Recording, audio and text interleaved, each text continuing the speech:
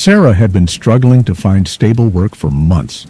After countless interviews and failed opportunities, she finally landed a position at a prestigious law firm downtown. It wasn't exactly her dream job, but the pay was decent, and she needed something to get her life back on track. The first few days went smoothly.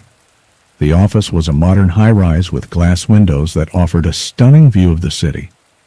Everyone seemed nice enough, but there was something about the atmosphere that felt off. Her desk was positioned near the back of the building, tucked away in a corner. It wasn't exactly isolated, but it felt strange compared to the more lively areas of the office.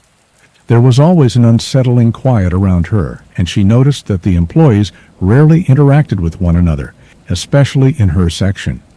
They all kept to themselves, buried in their work, eyes glued to their screens. But it was her late-night shift that would change everything. One evening, Sarah stayed late to catch up on some paperwork. The office was quiet, almost too quiet. The hum of the fluorescent lights was the only sound. She glanced at the clock. It was well past 9 p.m., and everyone else had already left. As she was organizing some files, she noticed something strange, a door at the far end of the hallway that was usually locked. She had never seen it open before. It was at the end of a narrow corridor that led to a part of the building she had never explored. Sarah had always assumed it was just a storage room or another office, but the door now stood ajar, casting a sliver of darkness into the brightly lit hallway. Curiosity got the best of her. She stood up, cautiously walked toward the door, and pushed it open just a crack. What she saw sent a chill down her spine. The room beyond was unlike any other in the building. It was dimly lit, with a single desk in the center. Papers were scattered across the desk, and a large old-fashioned chair sat facing the wall. But what really caught Sarah's attention was the mirror. A tall, ornate mirror stood in the corner, its surface covered with dust. There was something strange about it, something that didn't seem quite right. Sarah hesitated for a moment. The air in the room felt cold, colder than the rest of the office, despite the warm, humid air outside. She was about to leave when a low, creaking noise came from the other side of the room. It was the chair.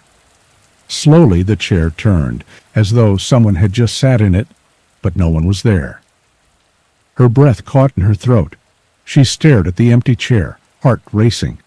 Was it a draft, or was someone playing a trick on her? She shook her head, trying to push the strange feeling aside. Maybe the chair had simply been left that way. But the moment she turned to leave, she heard it, a faint whisper, almost imperceptible, coming from the room. "Stay." It was barely audible, like a breath brushing against her ear. Sarah froze. Her hand trembled on the doorframe. The voice, if it could be called that, was so soft and raspy, but it felt like it came from deep within the walls. Her instincts screamed at her to leave, but her body betrayed her. She stepped further into the room. The mirror seemed to draw her in. The more she looked at it, the more it felt as if it were pulling her closer. She could see her own reflection, but the longer she stared, the more distorted it became. Her face blurred. Her features started to shift, her eyes widened unnaturally, and her smile twisted into something wrong, something that didn't belong to her. "Get out." The voice was louder now, more urgent, but it wasn't coming from the walls. It was coming from the mirror itself. She backed away from the mirror, her heart racing. Her fingers brushed the door handle, but before she could turn it, she heard the creak of the chair again. The one facing the wall, it had moved again. She spun around, her breath shallow. There, sitting in the chair, was a figure, a tall, gaunt figure in a dark suit. Its face was hidden in shadows, but Sarah could see its eyes, black, empty pits that seemed to pull her in. The figure leaned forward, its head tilting to the side. And then, in a voice that was far too familiar, it whispered, "You shouldn't have opened the door." Sarah's heart hammered in her chest as she stumbled backward, nearly tripping over the scattered papers. She reached for the door handle again, her fingers trembling, but the door was no longer there. Instead, the walls around her seemed to close in, the room growing darker, the air thick with a suffocating presence. "Stay," the figure said again, its voice growing louder, more forceful. It stepped out of the chair, its limbs unnatural, jerking in ways that made Sarah's blood run cold. The door was gone. Panic rose in her chest. She spun in a circle, searching for a way out, but the room seemed to stretch endlessly. The mirror reflected not just her image, but the figure now standing directly behind her, its hollow eyes staring straight into her soul. The whispering grew louder, the voices of the building itself rising in a chorus of maddening murmurs. It felt like the walls were breathing, closing in on her with every second. Suddenly the mirror cracked, a thin line appearing across the glass. And then, with an ear-splitting crash, the mirror shattered, its shards raining down onto the floor. From the broken mirror emerged hands pale, bony hands reaching out to grab her, pulling her toward the glass. Her screams echoed, but no one could hear them. No one was left. The last thing Sarah saw before the hands consumed her was the figure's face, a twisted, monstrous version of herself staring back at her with a malevolent smile. The next morning, the building was calm. Sarah never returned to work. Her colleagues noticed her absence but didn't think much of it. She was the quiet type, always working late, always keeping to herself. They assumed she had just moved on to another job. But the janitor cleaning up the office that evening noticed something strange. The room at the end of the hallway was now locked, the door sealed tight with a heavy bolt. When he tried to open it, the whispering began again. "You shouldn't have opened the door." The janitor recoiled, his hands shaking. He quickly left the building, and from that day on, no one ever spoke of the room again. It was as though it had never existed. Ethan had always been a city person. The constant hum of traffic, the distant sound of sirens, and the bustling streets made him feel alive. When he moved into his new apartment on Maple Street, it was everything he had ever wanted. A modern building with sleek interiors, large windows, and an unbeatable view of the skyline. However, the moment he moved in, something felt off. The apartment had been empty for several months before he arrived, and while everything looked pristine, there was a strange sense of abandonment that lingered. His neighbors, though friendly, kept to themselves, rarely venturing out of their apartments. The building was quiet, almost too quiet. Every now and then he would hear faint footsteps from the hallway, but when he checked, no one would be there. But what truly unsettled him was his window. It wasn't just any window. It faced the building across the street, an old, decrepit structure that had seen better days. The building was shrouded in darkness at night, with only a few dim lights flickering from within. The windows were cracked, some boarded up, while others were left open, as if abandoned. But every time Ethan glanced at it, he noticed something odd movement. At first he thought it was just his imagination playing tricks on him. A shadow passing by, a figure standing still in the corner of a window, but whenever he tried to look closer, the figure would disappear, vanishing into the dark. One evening, as he sat on his couch, his gaze automatically shifted to the building across the street. His heart skipped a beat. There, in the window of the top floor, was a shadowy figure standing still, facing him. Ethan's breath caught in his throat. He blinked and rubbed his eyes, convinced it was just another trick of the light. But when he looked back, the figure was still there, unmoving, watching him. "It's just a reflection," he told himself. "It's the light from my apartment playing tricks on the glass." But the longer he stared, the more he realized that wasn't the case. This figure wasn't a reflection. It was standing still, as if it had been waiting for him to notice. The next few days, Ethan tried to forget about the figure. He chalked it up to stress and lack of sleep. But every time he glanced at the building across the street, it was there. watching. The figure didn't move. It didn't blink. It just stared, or at least that's what Ethan felt. Its presence seemed to weigh heavily on him, as though it was observing his every move. Every time he left his apartment, he felt a shiver crawl down his spine. The figure was still there, always in the same position, its gaze following him from across the street. One night, Ethan decided to take action. He wanted to prove to himself that it was all in his head. He grabbed his phone and aimed it at the figure. He tapped the camera to take a picture, but the moment the flash went off, the figure disappeared. He stared at his phone, confused. The photo had nothing in it, no figure, no shadow, just the dark, empty window. Something didn't sit right with him. He couldn't explain it. He had seen the figure clearly, and yet the camera captured nothing. It was as though the figure had vanished as soon as he tried to capture it. That night, Ethan couldn't sleep. He lay wide awake in his bed, staring at the ceiling, the feeling of being watched lingering in the back of his mind.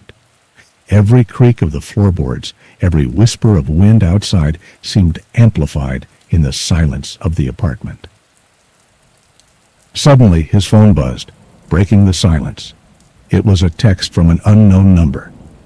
"I'm watching you." Ethan's blood ran cold. His hand trembled as he stared at the message. He quickly turned his phone over, his mind racing. Was it a prank? A wrong number? But the timing was too perfect. The figure had been watching him for days, and now someone knew what he was thinking. The feeling of being observed intensified. He glanced at the window again, but this time the figure wasn't there. "Not again," he whispered to himself. The next few days were a blur for Ethan. The constant fear, the unease, the feeling of eyes on him. But no matter how hard he tried, he couldn't escape the haunting sensation that someone, something, was watching him from across the street. One evening, Ethan decided to confront it. He had to know what was happening. He waited until the sun had set, casting long shadows across the street. The building across from his apartment stood in stark contrast to the city lights, dark and foreboding. Ethan watched from his window as the top-floor window across the street flickered to life. A dim light had been turned on, just enough to make out the shape of a figure moving within. His heart raced. Was it the same figure? There was no time to waste. He grabbed his jacket, hurriedly ran down the stairs, and dashed out into the night. He crossed the street, his footsteps echoing in the stillness. His mind raced with questions. Who was that figure? Why were they watching him? When he reached the entrance of the building, he hesitated.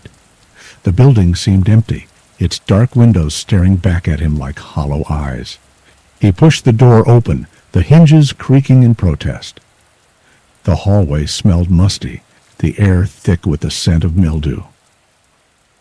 He took the stairs to the top floor, his breath coming in short, shallow bursts. The higher he climbed, the colder the air became. There was no one around, no sounds, no signs of life. Finally, he reached the top floor. He stood in front of the door to the apartment where the figure had been, his heart pounding in his chest. He knocked, the sound echoing eerily down the hallway. No answer. Ethan pushed the door open, the rusted handle creaking under his touch. Inside, the apartment was abandoned, empty. There was no sign of life, just dust and decay. But the windows were wide open, and Ethan could see the reflection of his own apartment in the glass. That's when it hit him. The figure wasn't in the apartment. It was in his reflection. In the room where the figure had been standing across the street, there was nothing but darkness now. And yet, when he turned to leave, he felt a cold hand brush against his shoulder. The next morning, Ethan didn't leave his apartment. He couldn't. The terror of what he had just discovered clung to him. In the reflection of his own window, he saw the figure once again, this time standing behind him. But it wasn't the same figure. This time, the reflection smiled. And as Ethan's eyes locked with his own reflection, he realized the most terrifying truth of all. The figure had always been him. Leah loved her job as a rideshare driver. The flexibility of working her own hours suited her lifestyle, and the late-night shifts always came with interesting stories. Most passengers were quiet, a few were chatty, and some were downright strange. But nothing compared to the night she picked up a man from the edge of town. It was close to 1 a.m. when the request came in. The location was unusual, an unlit road leading out to a desolate area near the woods. Leah hesitated but accepted the ride. It was a slow night, and she needed the money. The GPS led her to a dirt path lined with dense trees. Her car's headlights barely pierced the darkness. As she approached the pin on her map, she saw him, a man standing on the side of the road. He was tall, dressed in a dark suit, and carried a small black briefcase. He didn't wave or signal, just stood there, perfectly still. Leah rolled down the window and called out, "Are you waiting for a ride?" The man nodded and opened the back door without a word. His movements were deliberate, almost mechanical. Leah's unease grew as he settled into the seat behind her. "Where to?" she asked, forcing a smile. He handed her a folded piece of paper. It wasn't an address, but a set of handwritten directions. The directions led them down an unfamiliar road that wasn't on her GPS. It wound through stretches of empty fields and dense forests, far from any signs of civilization. The man didn't speak, and Leah felt the silence pressing against her. The only sounds were the hum of the engine and the occasional crunch of gravel beneath her tires. Leah tried to make small talk to ease her nerves. "So, where are you headed? Visiting family or—" The man didn't respond. She glanced at him in the rearview mirror, but his face was shadowed. She couldn't make out his features, only the glint of his eyes as he stared straight ahead. Her phone vibrated on the dashboard, pulling her attention. It was a notification. No signal available. The GPS had lost connection. Leah's grip on the steering wheel tightened. She wanted to ask him for clarification, but something about his silence made her uneasy. Every instinct told her to turn around, to leave him and head back to the city. But the directions were clear, and she felt compelled to follow them. After what felt like an eternity, the man finally spoke. His voice was low and raspy, like he hadn't used it in years. "You've been driving people for a long time, haven't you?" Leah nodded hesitantly. "Yeah, a couple of years. I've seen all kinds of passengers." "Have you ever picked up someone who wasn't supposed to be there?" Her heart skipped a beat. "What do you mean?"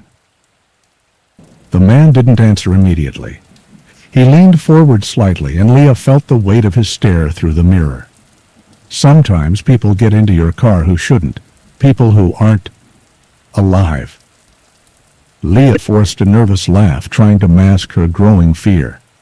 "That's an interesting thought, but everyone I've picked up has been pretty normal." The man leaned back again, his expression unreadable.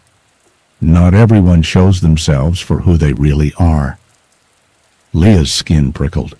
She kept her eyes on the road, but her mind raced. Was he trying to scare her? Was he unwell? The urge to pull over and end the ride grew stronger. The road narrowed, and the trees seemed to close in around them. Finally, they reached a clearing where a small, dilapidated cabin stood in the moonlight. It looked abandoned, with broken windows and a sagging roof. Leah slowed the car to a stop.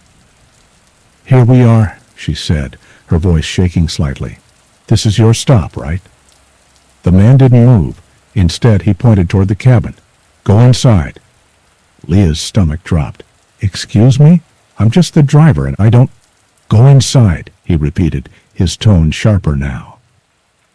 Every nerve in Leah's body screamed at her to drive away, but something in his voice rooted her in place. She opened the door reluctantly, her legs trembling as she stepped out of the car. The night air was cold, and the silence was deafening. She approached the cabin, each step feeling heavier than the last. The wooden door creaked open with a gentle push, revealing a dark interior. A faint, foul odor wafted out, making her gag. Inside, the walls were lined with faded photographs. They were old black and white pictures of strangers, all staring directly at the camera. In the center of the room was a table with a single item on it, a small black briefcase, identical to the one the man in her car carried. Leah turned to leave, but the man was now standing in the doorway, blocking her path. "You've been here before," the man said, his voice echoing unnaturally in the small space. Leah shook her head, her pulse pounding in her ears. "No, I haven't. I don't even know where I am." The man tilted his head, his expression unreadable. "Don't you remember? You brought someone here once, someone who didn't leave." Leah's breath hitched. "What are you talking about?" He stepped closer, his presence suffocating. "You've been driving people for years, haven't you? How many of them do you remember?" I don't," she stammered, backing away. He pointed to the photographs on the wall. Leah's blood ran cold as she recognized some of the faces. They were passengers she had picked up over the years, people she had driven and forgotten. "You brought them here," the man said, his voice filled with accusation. "And now it's your turn." Leah's vision blurred as panic set in. She tried to push past him, but his grip was like iron. He shoved her toward the table, where the briefcase now sat open. Inside was a single item. A mirror. Zanged. When Leah looked into it, she didn't see her own reflection. Instead, she saw the faces of the people in the photographs, their eyes wide with terror. "No," she whispered, tears streaming down her face. "This isn't real. It can't be." The man leaned in close, his voice a cold whisper. "You should never have taken this ride." The next morning, Leah's car was found abandoned on the side of the road. There was no sign of her, but her phone was left on the dashboard, the screen displaying an eerie message. "New ride request, passenger waiting." On a dark, rain-slicked evening, Thomas Ridgway found himself speeding down a narrow road that twisted through the mountains. His headlights cut through the fog, illuminating trees that seemed to crowd closer with every mile. Thomas had been driving for hours, eager to reach his meeting in the morning, but the winding road was taking longer than expected. He glanced at his GPS, which had lost signal as he entered the outskirts of a village he'd never heard of, Eldermore. The name sounded odd, almost foreboding, but he didn't have time to dwell on it. The small screen on his dashboard flashed a warning. Low fuel. He pressed on, hoping to reach the village soon. However, fate had other plans. His car sputtered, and the engine cut out entirely as he rolled to a stop at the edge of a thick forest. The rain poured down in sheets, the water pelting against his windshield as he tried in vain to restart the engine. Thomas groaned in frustration, glancing around. There was no sign of a gas station or mechanic in sight. The only thing visible was the distant glow of lanterns from what appeared to be the village of Eldermore. With no other choice, Thomas grabbed his umbrella and made his way on foot toward the village, hoping he could find help. The rain was relentless, and the cold seeped through his clothes, but he pressed on, determined to avoid spending the night stranded in the woods. The sound of his footsteps splashing through the puddles seemed to echo in the empty night. As he approached Eldermore, the village seemed even quieter than he had expected. The cobblestone streets were slick with rain, and the buildings appeared worn, with ivy creeping up their sides. It was as if time had forgotten this place. A chill ran down his spine, but he shrugged it off. He was just tired from driving. A small, dimly lit inn caught his attention as he neared the center of the village. The sign hanging above the door read, "The Hollow Oak Inn." He pushed open the heavy wooden door and stepped inside. The warmth of the fire greeted him, a stark contrast to the cold night air. The innkeeper, a man with a thick gray beard and weathered eyes, looked up from behind the counter as Thomas entered. He offered a tight smile, his gaze lingering on Thomas's drenched clothes. "Stranger round these parts?" he asked in a low, gravelly voice. "Car broke down outside," Thomas explained, rubbing his hands together to warm them. "Could you help me with a room for the night? And maybe point me to someone who can fix my car in the morning?" The innkeeper studied him for a moment before nodding. "We don't have much in the way of mechanics here, but we'll manage. You can stay the night, but I'd suggest you rest up first. The storm's a fierce one. No one goes out in this weather after dark." Thomas raised an eyebrow, but didn't argue. The innkeeper showed him to a small room at the back of the inn, its furnishings sparse, but comfortable enough to give him a sense of rest. Thomas settled into the room, the warmth of the fire crackling in the hearth. He found it odd that the village appeared so isolated there weren't many people about. Yet, as he prepared to go to bed, he heard voices from the hallway. It was a conversation between two individuals, their voices low and conspiratorial. "He's come again," one voice whispered, its tone urgent. "The stranger?" the second voice replied, almost in disbelief. Thomas frowned, straining to listen, but the voices fell silent. He couldn't make out the rest of their conversation, and his curiosity was piqued. He had never been a fan of small-town gossip, but something about the way they spoke with such dread unsettled him. The door to his room creaked open, interrupting his thoughts. The innkeeper's wife, a frail woman with pale, sharp features, entered the room. "Would you like some tea, sir? It's best to drink something warm before bed. Keeps the chills away." Thomas nodded gratefully, too tired to decline. The woman set the tea down on the small wooden table beside him, her hands trembling slightly. "You've come at a strange time, mister," she said in a hushed voice, as though she didn't want to be overheard. "The village isn't what it used to be. People, well, they don't come back from Eldermore after nightfall, not unless they've been here before." Thomas raised an eyebrow. "What do you mean?" Her eyes darted nervously around the room, and her voice dropped to barely a whisper. "You'll understand soon enough. You're here for a reason. It's always the outsiders who come when it's darkest. The village, it has a way of drawing people in. Once you're here, you're never really free. The forest watches, the trees, listen." Before Thomas could respond, she quickly left, leaving him alone with his thoughts and the rising unease creeping through his chest. What on earth was she talking about? That night, Thomas tried to sleep, but the strange murmurs of the inn's occupants kept him awake. He heard the whispers again, faint but persistent. It sounded like someone was pacing outside his door. He jumped at the sound of footsteps in the hall, but when he opened the door, no one was there. He shook off the odd feeling, telling himself it was just the wind or his imagination playing tricks on him. The next morning, he awoke to an eerie silence. The storm had stopped, but the village seemed even quieter than before. When he went downstairs to the inn's common room, he found it empty, save for the innkeeper, who sat hunched over the counter, his face pale. "Where is everyone?" Thomas asked, feeling a cold unease settle in his stomach. "Gone," the innkeeper replied, his voice low. "The storm scares them off. They'll return later. You're the only one who stayed the night." Thomas stared at him for a moment, uncertain whether he believed the man or not. It struck him as strange that the innkeeper hadn't mentioned any of the other guests, and even stranger was how quickly they had all disappeared. When he went outside, he found the village empty. The streets were deserted, and the air felt thick as though something was watching him.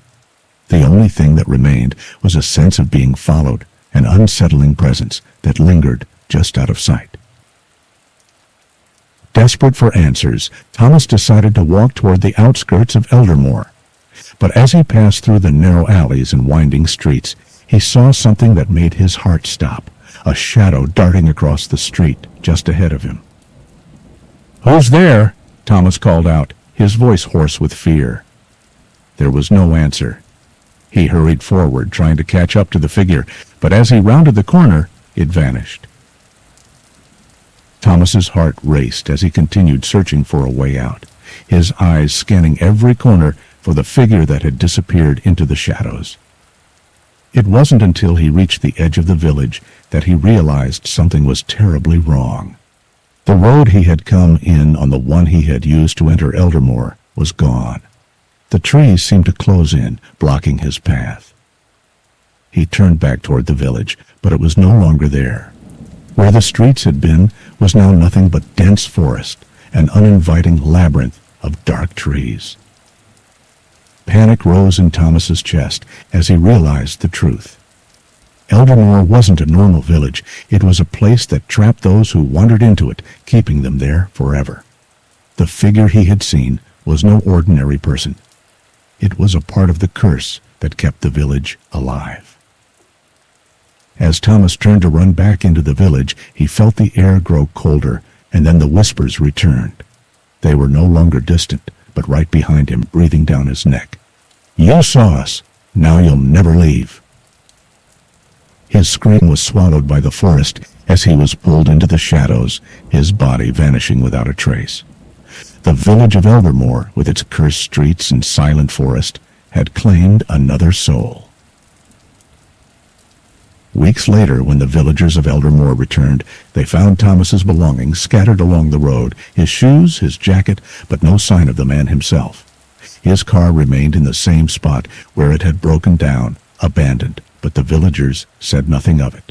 They knew better than to speak of the things that happened in the shadows, where the forest watches and the whispers never stop. And Thomas Ridgway was not the last to fall victim to Eldermore. It was an unusually warm autumn evening when Sophie Lancaster moved into the old apartment building on the edge of town.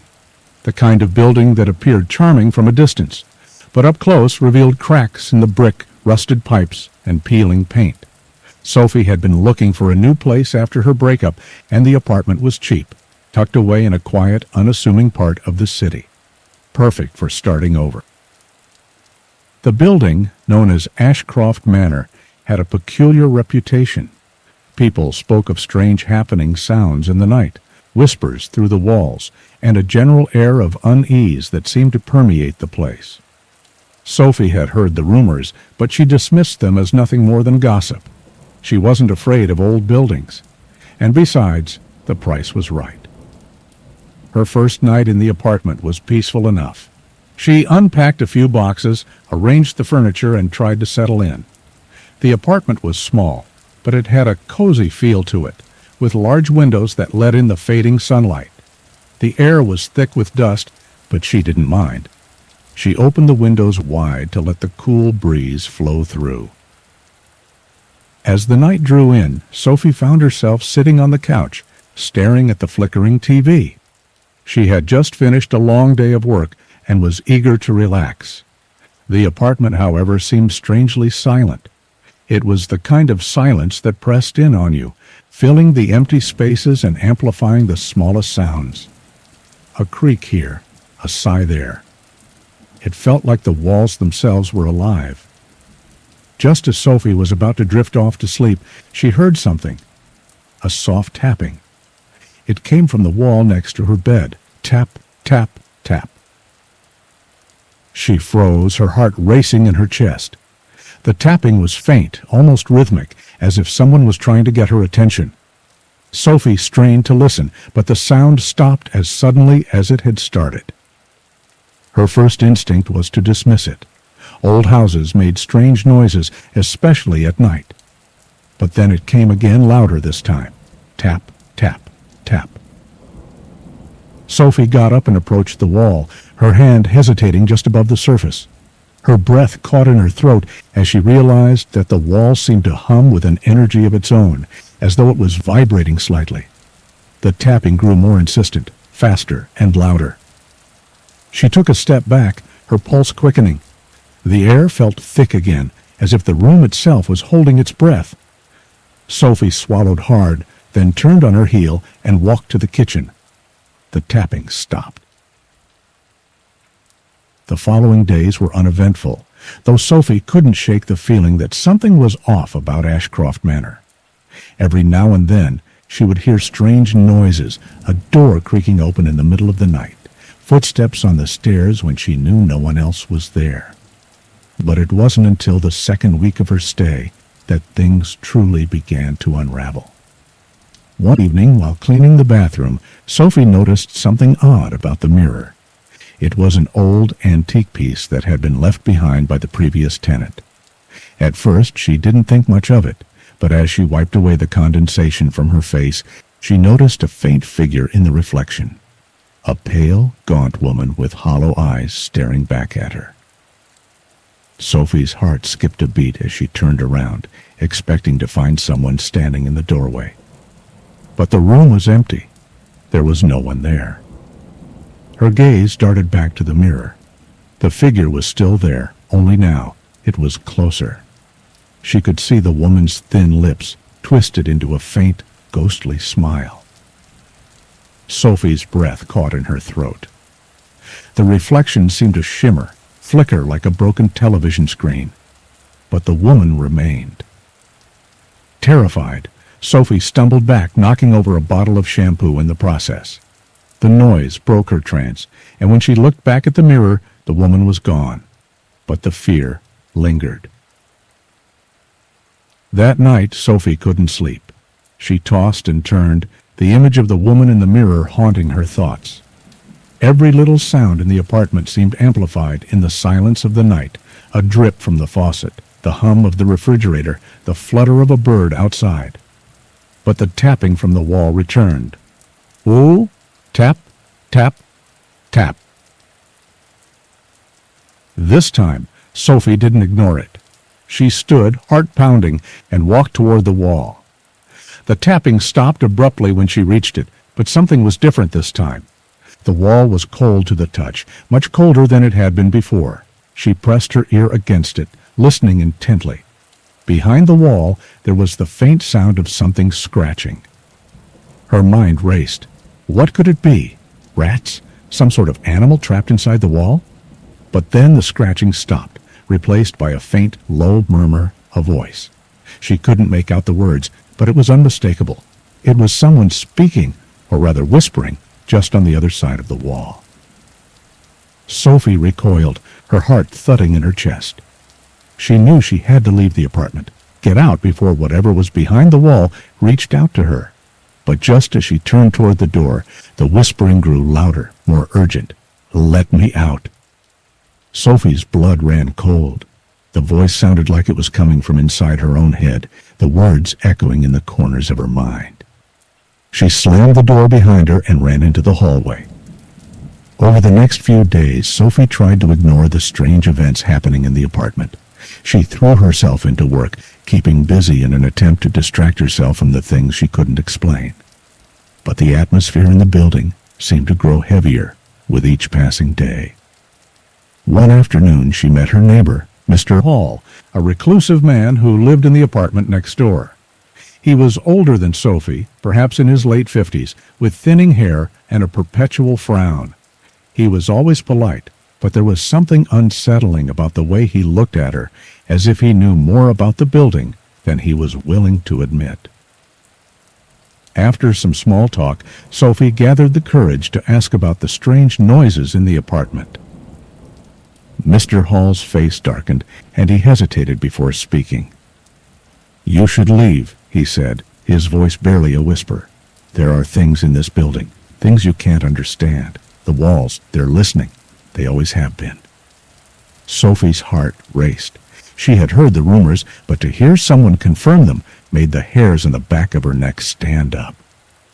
"Who's behind the walls?" she asked, her voice trembling. Mr. Hall shook his head. "I don't know, but I've lived here for years and I've seen things that can't be explained. Some people say it's the spirit of a woman who died here years ago, but I think it's something worse. Whatever it is, it won't stop until it gets what it wants." Determined to uncover the truth, Sophie spent the next night in the apartment, armed with a camera and flashlight. As midnight struck, the walls began to groan, and the familiar tapping started again. This time, Sophie stood by the wall, waiting. She was no longer afraid. The woman in the mirror, The whispering, the scratching, she would get to the bottom of it. The tapping grew louder and faster, almost frantic now. Tap, tap, tap. Then, just as Sophie pressed her ear to the wall, it happened. The wall gave way with a sudden, sickening crack, and a narrow opening appeared before her, a dark void behind it. Without hesitation, Sophie crawled through the opening. On the other side, the space was small and cramped, but it opened up into a hidden room. The air was stale, and the walls were covered in strange markings. The room felt cold, unnatural. And there, in the center of the room, was the woman. She was standing, her gaunt face twisted in agony. Her eyes were hollow, and her mouth moved silently, as though begging for release. Sophie reached out, but as she did, the woman's figure flickered and dissolved into the shadows, leaving behind a whisper. "Now you know." Sophie's mind spun. The woman was the silent witness, a spirit trapped in the walls of Ashcroft Manor, her torment never ending. And now, Sophie was part of the story. The walls closed behind her, sealing her fate. In the small, quiet town of Lakeside, there stood a house that had long been abandoned. It was an imposing structure, hidden behind overgrown hedges and tall, untamed grass. The locals had often passed by, whispering of strange occurrences and unsettling sightings, but no one had dared approach it for years. Until Ellen Harper moved into the house. Ellen had always been the adventurous type. She had recently inherited the property from her late aunt, who had lived alone for as long as anyone could remember. Her aunt's death had been sudden and mysterious, with no clear explanation of what happened. But Ellen wasn't concerned about that. She saw the house as an opportunity for a fresh start, a place where she could escape the noise of the city and the pressures of her old life. The house, though old and in disrepair, had its charm. The tall windows, the creaky floorboards, the smell of dust and aged wood, it felt like something out of an old novel. But there was something else, something unsettling about the house. The air felt heavy, thick with history, and though Ellen tried to shake off the unease, she couldn't help but feel that she was being watched. The first night in the house, Ellen heard the noise. It was faint at first, barely audible over the creaks and groans of the old building. But then it became clearer footsteps, slow, deliberate steps coming from somewhere deep within the house. Ellen froze in her bed, listening intently. Step, step, step. They were growing louder, closer, as if someone was walking toward her. The footsteps seemed to echo in the silence of the night. She lay motionless, too afraid to move, her heart pounding in her chest. Suddenly, the footsteps stopped. Ellen held her breath, straining to hear, but there was only silence. Confused and frightened, Ellen got out of bed and tiptoed to the door, opening it just a crack to peer into the hallway. The darkness seemed to stretch on forever, but there was no one there. She checked the rest of the house, but it was empty. She shrugged it off as her imagination playing tricks on her. Old houses were like that. They creaked, they moaned, they settled. But as she returned to bed, she couldn't shake the feeling that something was wrong, something lurking in the shadows, waiting. The next day, Ellen began exploring the house. The rooms were filled with old furniture, forgotten trinkets, and family heirlooms covered in dust. In the attic, she found old photographs of her aunt, some dating back to when she was a child, others with strange, distorted figures in the background. There was one picture that caught her eye, a portrait of her aunt standing in front of the house, her face pale and expressionless. But behind her, through the window, Ellen could make out two glowing eyes staring directly at the camera. She stared at the photo, shivers running down her spine. She couldn't shake the feeling that those eyes were watching her, following her every move. That night, as she was getting ready for bed, Ellen heard the footsteps again. This time, however, they were accompanied by something else, a soft, whispering voice. It was too faint to make out the words, but it was unmistakable. "Help! Help me!" The voice seemed to echo through the house, coming from every direction at once. Ellen's breath caught in her throat. She stood still in the dark, listening to the voice as it grew louder, more urgent. The footsteps resumed, faster this time, as if someone was running down the hallway toward her. Ellen scrambled to get out of bed, but before she could move, the door to her bedroom slammed shut with a force that rattled the walls. She screamed, banging on the door, desperate to get out. But no matter how hard she tried, the door wouldn't budge. Then, through the crack under the door, Ellen saw it. A pair of glowing eyes staring up at her from the floor. They were the same eyes she had seen in the photo, cold, unblinking, and filled with a sense of dread. Ellen backed away from the door, her heart pounding in her chest. She had to escape, but how? She was trapped in her own room with whatever was lurking outside the door, waiting for her to make a move. The next morning, Ellen was exhausted, both physically and mentally. She had barely slept, her mind replaying the events of the night over and over again. She knew she couldn't stay in the house much longer, but she also knew that she couldn't leave without finding out what was happening. She decided to visit the town library to research the history of the house. The librarian, an older woman with a kind smile, seemed eager to help. "Ah, the old Harper house," she said. "It has a long history, you know. Some of it's a bit dark." The librarian led Ellen to a collection of old newspapers and books, pointing out articles that mentioned strange occurrences at the house over the years. People had come and gone, but they all reported similar things: strange noises, unexplained shadows, and sightings of glowing eyes in the windows. One article stood out to Ellen. It was a newspaper clipping from several decades ago, detailing the disappearance of a young woman named Marie Harper, Ellen's great-grandmother. According to the article, Marie had lived in the house with her parents, but one night she vanished without a trace. The article mentioned that neighbors had seen a pair of glowing eyes watching the house before she disappeared. Ellen's heart raced as she read the article. Was it possible that Marie's disappearance was connected to whatever was haunting the house now? And what about the glowing eyes? Could they be the same eyes that had been watching her? Determined to uncover the truth, Ellen returned to the house that evening, her mind filled with questions. She entered the hallway, feeling the weight of the house's history pressing down on her. She could hear the footsteps again, but this time they didn't stop. They continued, moving closer, getting louder with each passing second. Ellen turned a corner and saw it. In the dim light of the hallway, she saw a figure standing by the stairs. It was a woman, her face obscured by a veil of darkness, but her glowing eyes were unmistakable. She was staring at Ellen, her expression cold and unfeeling. Ellen's heart pounded in her chest as she took a step back, but before she could react, the woman spoke in a voice that sent chills down her spine. "You shouldn't have come back?" Ellen's blood ran cold. The voice sounded familiar, but she couldn't place it. The woman took a step forward, her eyes never leaving Ellen's. "Leave this place. The eyes will never let you go." Ellen's mind raced as the woman's words echoed in her ears. She turned to run, but before she could make it to the door, the house seemed to close in around her.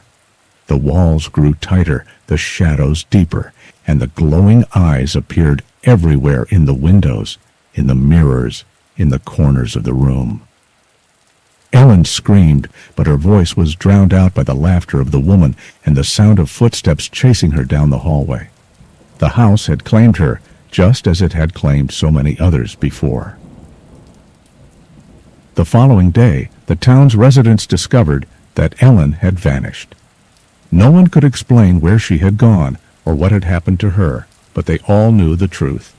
The house had claimed another victim. The property remained abandoned for years, the windows dark and empty, but sometimes, late at night, those who walked by could still see them, the glowing eyes watching from the windows, waiting for the next person to come.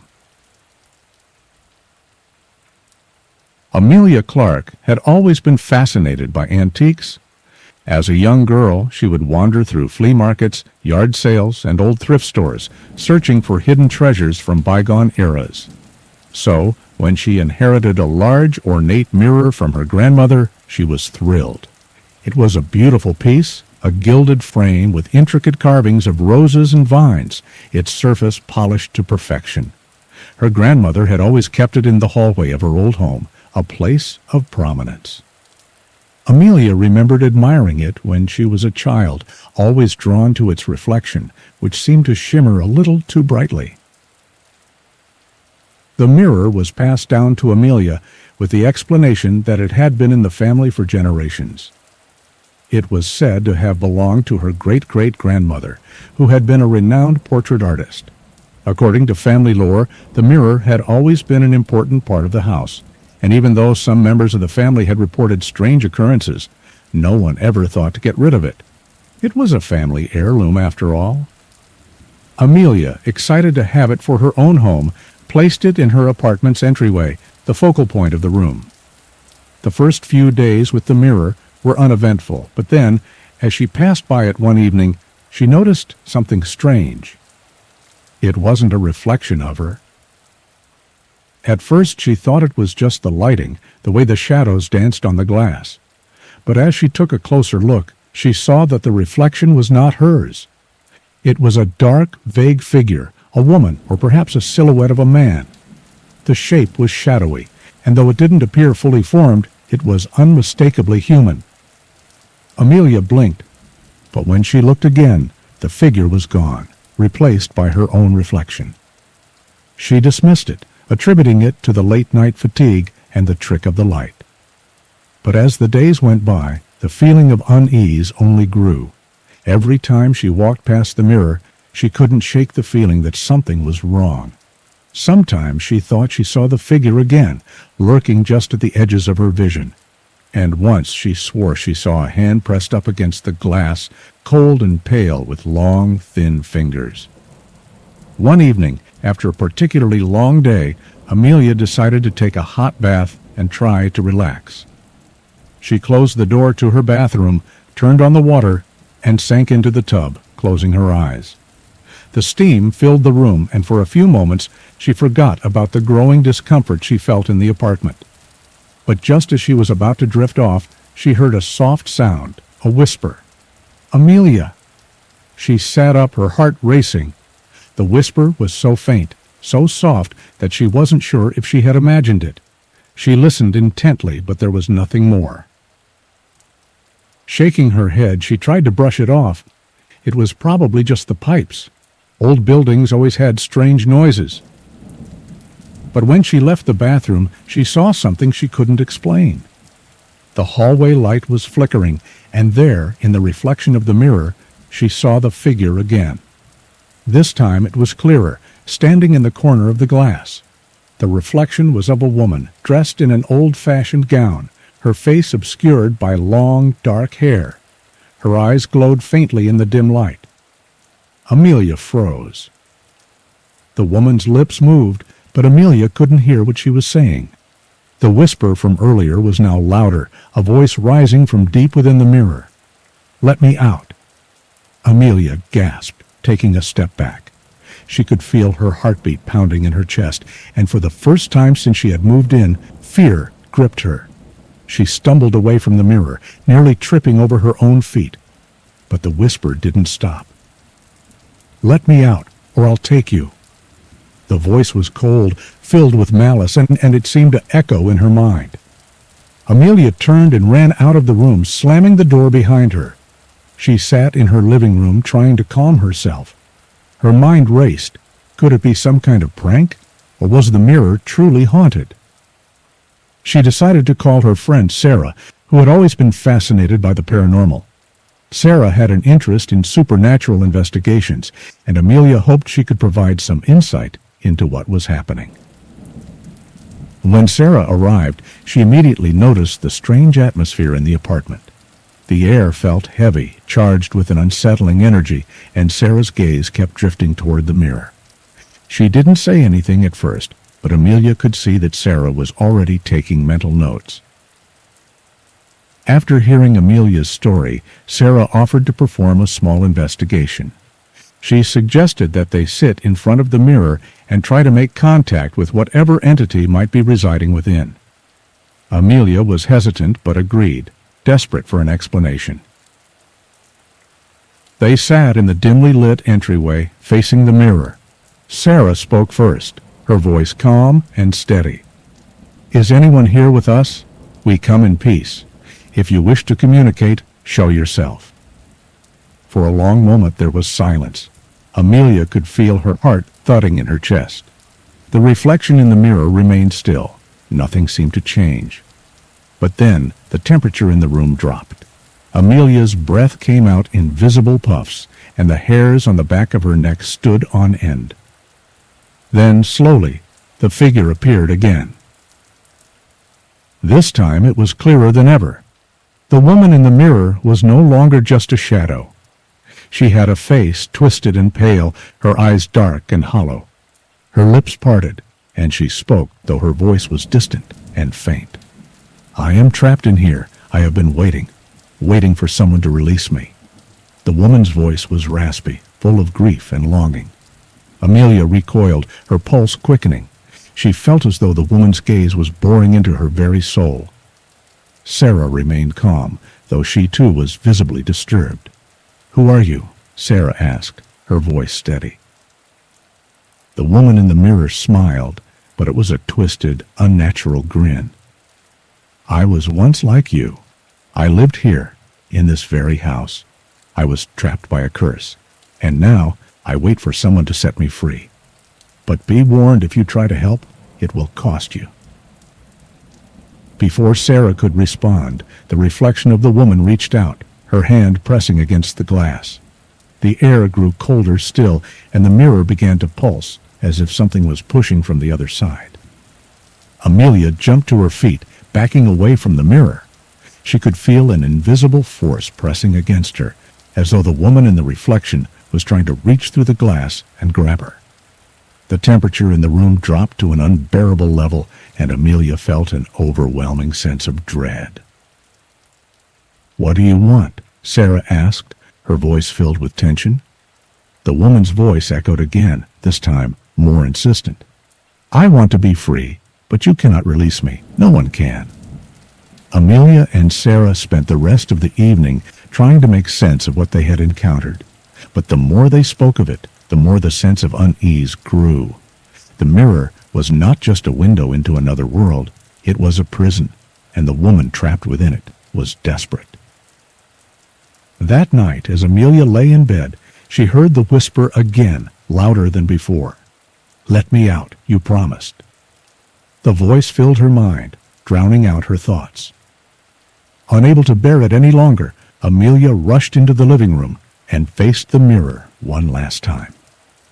The woman was there, her eyes now glowing with an eerie intensity. Amelia reached out, her fingers brushing the glass, and for a moment she felt something warm, something like a hand touch hers. But it was then that the voice whispered in her ear, cold and filled with rage, "You should not have touched it." The mirror pulsed again, the air turning frigid, and the room seemed to close in around her. Amelia screamed as the woman's reflection twisted and contorted into something unrecognizable. The glass cracked, and the mirror shattered into thousands of pieces, the reflections of the woman scattering across the floor. In that moment, the room fell silent. The air was still, and the mirror was gone. But Amelia knew, deep down, that the woman wasn't gone. She had merely been released from the confines of the mirror, and now she was free. Free to seek out anyone who dared to cross her path. Lena Hart had always been the type to seek out adventure. She wasn't interested in the typical suburban life of predictability. When she moved to the old town of Glenhaven, she was excited about the potential of the ancient Victorian apartment building on Cedar Street. The building stood proudly at the corner, with its towering columns and arched windows. It looked like it belonged in a different time, with its intricate details and old-world charm. The rent was surprisingly affordable, and it seemed like the perfect place for someone looking to get away from the rush of city life. Upon moving in, Lena immediately felt at home. The apartment was spacious, with high ceilings and large windows that flooded the rooms with natural light. The hardwood floors creaked under her feet, and the smell of wood and old books lingered in the air, creating an atmosphere of nostalgia. There was one thing, however, that Lena couldn't shake: the overwhelming silence. The building was nearly empty, with only a few tenants in residence. The entire place felt abandoned, though it wasn't. One night, after a long day of unpacking, Lena decided to explore the building. She had heard whispers from the landlord about the forgotten room, a mysterious space that no one seemed to talk about. She was intrigued. The curiosity had been building for days, and she had to know more. After dinner, Lena made her way down the dimly lit hallway. The building seemed even quieter at night, the kind of silence that pressed in on your ears. As she walked, she noticed something strange, a door at the end of the hall that didn't seem to belong. It wasn't marked with any apartment number, and it appeared to be an older, more worn door than the others. The frame was chipped, and the wood was dark and weathered. It looked as though no one had opened it in years. Lena, driven by curiosity, reached for the handle. It creaked as she turned it, revealing an old stairwell leading down into complete darkness. The air was thick with the smell of mildew and dust. She hesitated for a moment, her heart beating faster, but the allure of the unknown was too strong. She descended slowly, her footsteps echoing in the empty hallway below. The stairs led to a long, narrow hallway that seemed to stretch endlessly in both directions. The walls were covered in peeling wallpaper, and the floorboards groaned under her weight. At the end of the hall, she saw another door, this one slightly ajar. It looked like it hadn't been opened in ages, and something about it felt wrong. There was a sense of foreboding in the air, as if the very room itself was hiding a terrible secret. Lena pushed the door open, and a cold gust of air hit her face. The room beyond was dark, but as her eyes adjusted, she saw the outline of old furniture covered in sheets. Dust particles floated in the stale air, and the only sound was the soft creaking of the floorboards beneath her. It was as though time had stopped in this room. The furniture was from another era: antique chairs, a large wooden table, and bookshelves filled with old leather-bound books. Everything was perfectly preserved, as if someone had left it behind only yesterday. But there was something else in the room that made Lena uneasy. It was the mirror. At first glance, it seemed like any ordinary mirror, large and framed in dark wood. But there was something strange about it. The reflection it cast didn't seem to match the room. In the mirror, the furniture appeared older, more worn, and the room itself seemed dimmer, colder, as though it had been abandoned for much longer than Lena had realized. Her reflection, too, looked different. Her eyes appeared darker, more hollow, as if something within the mirror was pulling her in. As she stepped closer to the mirror, she felt a chill run down her spine. She raised her hand, watching it move in sync with her reflection. But as she gazed deeper into the glass, something shifted. In the corner of the mirror, she saw a figure. It was a woman standing just behind her, staring at her with wide, empty eyes. Lena spun around, but there was no one there. Her heart raced as she turned back to the mirror, but the figure had disappeared. The room was silent again, the only sound, the thundering of her own heartbeat. Lena couldn't shake the image of the woman in the mirror. That night she tossed and turned in bed, unable to sleep. Her mind kept replaying the strange events of the evening, the figure, the eerie reflection, and the unsettling feeling that something wasn't right. She felt an overwhelming urge to return to the room. The next day, Lena went back to the forgotten room. As she entered, the chill in the air seemed even more pronounced, as though the temperature dropped the moment she crossed the threshold. This time she walked straight to the mirror, determined to uncover whatever secret it held. As she studied her reflection once again, Lena noticed that the woman was back, only this time she was closer. Her face was pale and gaunt, her eyes sunken and dark like she hadn't seen sunlight in years. The woman raised her hand, pressing it against the glass. Lena's breath caught in her throat. She reached out to touch the mirror, her fingers trembling, but as her hand made contact with the cold surface, she felt an intense, sharp pain shoot through her hand, as though the mirror was pulling her in. "Help me," the voice echoed, soft and desperate. Lena pulled her hand away, stumbling back. She could hear the woman's voice, faint at first, but growing louder, more insistent. "Help me. Please, let me out." Panicked, Lena turned to leave the room, but as she reached the door, she noticed something even stranger. The hallway was no longer the same. The walls seemed to close in, the air becoming thick and oppressive. The stairs that had led her down were gone. She was trapped. The woman in the mirror smiled. "You're not leaving," she whispered, her voice dripping with malice.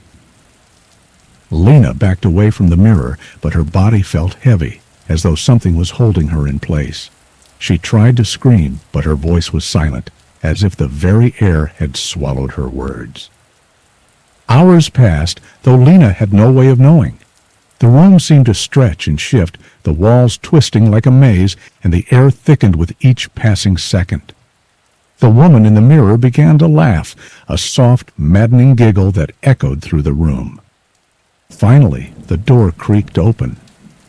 Lena stumbled out of the forgotten room and into the hallway, gasping for air. She ran up the stairs, desperate to escape, but when she reached the landing, she was confronted with a wall, a solid wall, where the staircase had been. She turned to look at the room she had just fled, but it was gone. The forgotten room, the mirror, the woman, all of it had disappeared. Lena ran through the building, searching for any exit, but it was as though the building itself had become a labyrinth. No matter where she went, she always ended up at the same door, the one leading to the forgotten room. And in the reflection of the door, she saw the woman again, standing just behind her, waiting. Epilogue. Weeks passed and Lena was never seen again. The landlord reported that her apartment was left in perfect condition, the door to the forgotten room sealed shut, and the building remained eerily silent. The only trace of Lena was a small note found under her bed, scrawled in a hurried hand. "The mirror wants me. It will take us all." Some say the forgotten room still exists within the building, waiting for its next visitor. And those who pass by the apartment at night claim to see strange, distorted reflections in the window of a woman standing just behind the glass, her eyes pleading for help. When Derek moved into the old apartment on Blackwood Avenue, he had no idea that it would be the start of a nightmare that would haunt him forever. The building was ancient, a relic from another time, its walls worn with age, and its windows grimy with years of neglect. But the rent was cheap, and Derek, recently out of college, was looking for an affordable place to stay while he began his new job. The apartment had a certain charm, a quiet solitude that appealed to Derek's need for peace and privacy.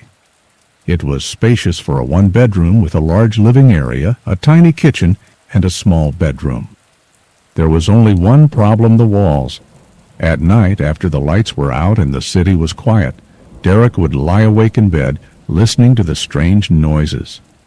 At first he thought it was just the building settling, the usual sounds of an old structure, but as time went on, the noises grew louder, more distinct.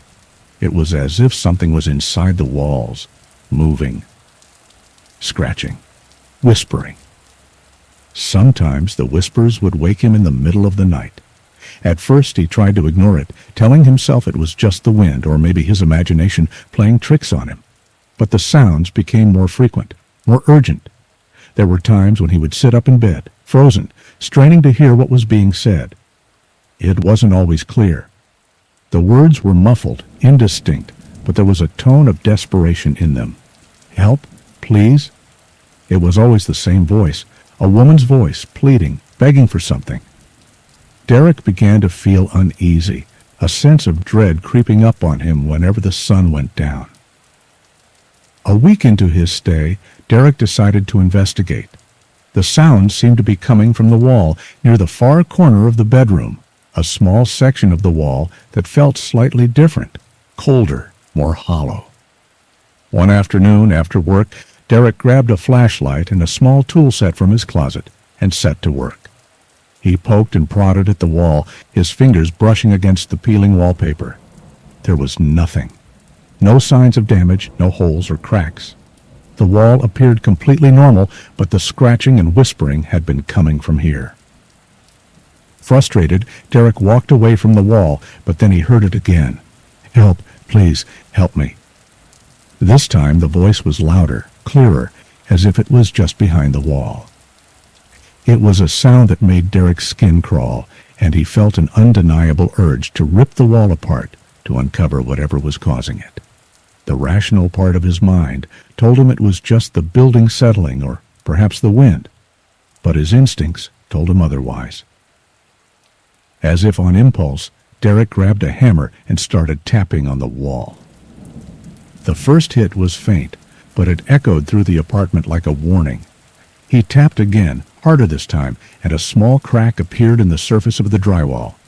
The tapping grew louder with each strike, the sounds of scratching and whispers intensifying. Then, as Derek swung the hammer for a final blow, something unexpected happened. The wall seemed to give way. It wasn't just the drywall that broke. There was a hollow space behind it, a small cavity in the wall. Derek's pulse quickened as he peered into the dark void, feeling the cold air rush out toward him. His flashlight revealed a dark, cramped space behind the wall, and within that space was a small wooden box. The box was old, its wood darkened with age and covered in strange symbols that Derek couldn't decipher.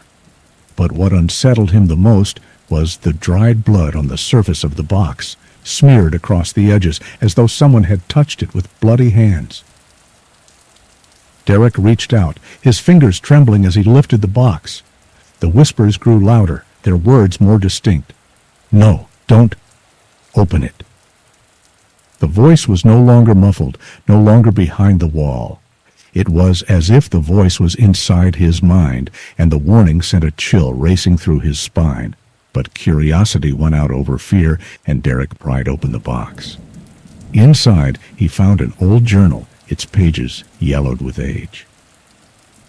The moment he touched it, a wave of cold swept over him, and he felt a presence in the room. The air grew thick, oppressive. The whispers turned to screams, rising in volume, echoing in his ears, urging him to put the box down and leave. But Derek couldn't stop. He had to know more. Opening the journal, he began reading. "My name is Clara. I am trapped within these walls. The spirits won't leave me alone. I hear them every night, whispering my name, scratching at the walls. They are hungry, so hungry. I have to feed them, or they will feed on me. They will never let me out, but I can feel them, always lurking just behind the walls. I see their eyes in the dark, waiting for the right moment to strike. Please help me. Find the one who holds the key. He's the one who put me here. He's the one who can let me free." The journal was a cry for help. But what truly terrified Derek was the realization that the journal was written by someone who had been in the apartment before him. Someone who had lived in the very same room and had gone mad just as he was starting to. The whispers, the scratching, the cold, it was all part of a curse, one that had claimed Clara just as it was now claiming Derek. Derek flipped through the journal desperately, his hands shaking. As he turned to the last page, a chilling sentence stared back at him. "I can feel them getting closer now. They're waiting. I can hear them, in the walls, in the pipes, in the floorboards. They want me to join them, but I will not let them. I will not let them take me. But you will be the one who suffers. You will be the next to feed them." Derek felt a sudden pressure in his chest. The whispers became screams again, louder than ever. His breath caught in his throat as he turned around, searching for the source. The apartment was empty. There was no one there. But then, the walls around him seemed to shift. The scratching noise was back, this time more aggressive, more frantic. Derek spun in circles, trying to pinpoint the sound, but it was coming from every direction. It was as though the very apartment was alive, closing in on him. He ran to the door to escape, but the moment his hand touched the handle, the apartment went dark. Part 5. Trapped. Derek was trapped. The door wouldn't open. The windows were sealed shut.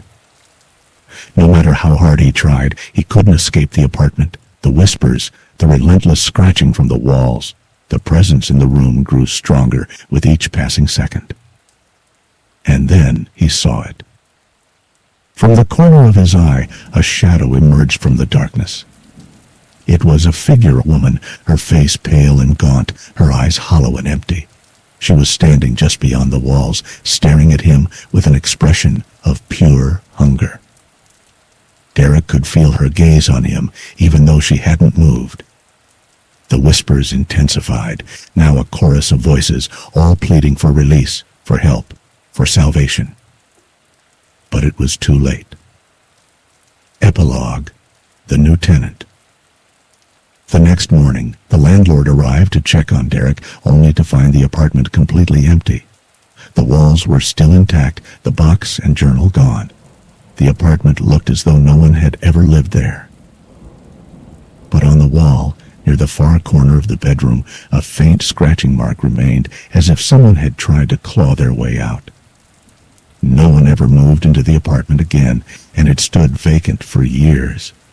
Those who walked by Blackwood Avenue claimed they could hear whispers late at night, desperate cries for help, coming from within the walls. But no one dared to investigate.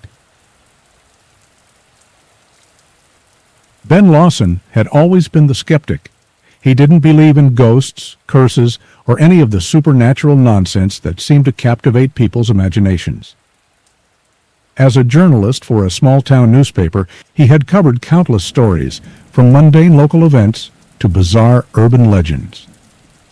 But when his editor sent him on an assignment to write about Hollow Creek, a secluded town deep in the woods, he had little interest. Hollow Creek was known for its strange disappearances, unexplained occurrences, and the eerie legends that surrounded the forest. The town was situated in a remote valley, surrounded by dense trees and rocky cliffs. It had been abandoned for decades, the few residents who had once called it home having mysteriously vanished without a trace. But the real story wasn't the town itself, it was the echoes that people claimed to hear at night. The locals in nearby towns spoke of eerie whispers that echoed from the forest after dark, voices that sounded like they were coming from deep within the earth. Some even said they had heard their own names called from the woods, only to find no one there when they ventured out to investigate. Despite his skepticism, Ben couldn't pass up the opportunity for a good story. Armed with his camera, notebook, and a skeptical mind, he set off toward Hollow Creek, hoping to debunk the myths once and for all. The drive to Hollow Creek was long, winding, and desolate. The road stretched out before him like an endless ribbon of pavement, flanked on both sides by thick, oppressive trees. As the daylight faded, the air grew colder, and an eerie silence enveloped the car. The kind of silence that made Ben uneasy, but he dismissed it as nothing more than a trick of his mind. When he finally reached the entrance to Hollow Creek, the remnants of the once thriving town came into view. The buildings were dilapidated, their windows shattered and doors hanging on rusted hinges. The street lights, long unlit, flickered weakly in the gloom. It felt like a place frozen in time, a ghost town, abandoned for reasons no one could explain. Ben parked his car near the old town hall, the largest building still standing. He grabbed his camera and ventured into the heart of the town. His footsteps echoed off the cracked sidewalks, each one amplified by the stillness of the place. The windows of the buildings seemed to watch him, dark and vacant, their frames filled with shadows. As he explored the town, he began to notice something odd. Despite the emptiness, there was a feeling of being watched. Every so often, he would catch a glimpse of a movement, a shadow darting just out of the corner of his eye, or the sound of something shuffling in the distance. But when he turned to look, there was nothing there. He shook it off, telling himself that it was just the wind or his imagination. Yet the feeling persisted, growing stronger as night began to fall. As darkness descended, Ben made his way to the town cemetery, which was located just beyond the old church. The graves were weathered and overgrown, many of the tombstones leaning at strange angles, their inscriptions barely legible. There was an unsettling stillness in the air, and the only sounds were the crunch of dead leaves underfoot and the occasional rustle of wind through the trees. It was here, in the cemetery, that Ben first heard the whispers. They were faint at first, barely audible over the sound of the wind. But as he stood still, listening, the whispers grew louder. They were soft voices, like murmurs from deep underground, echoing through the trees. He couldn't make out the words, but they sounded like a repeating chant, something familiar, yet distant. Ben's heart began to race. He turned in every direction, but there was no one in sight.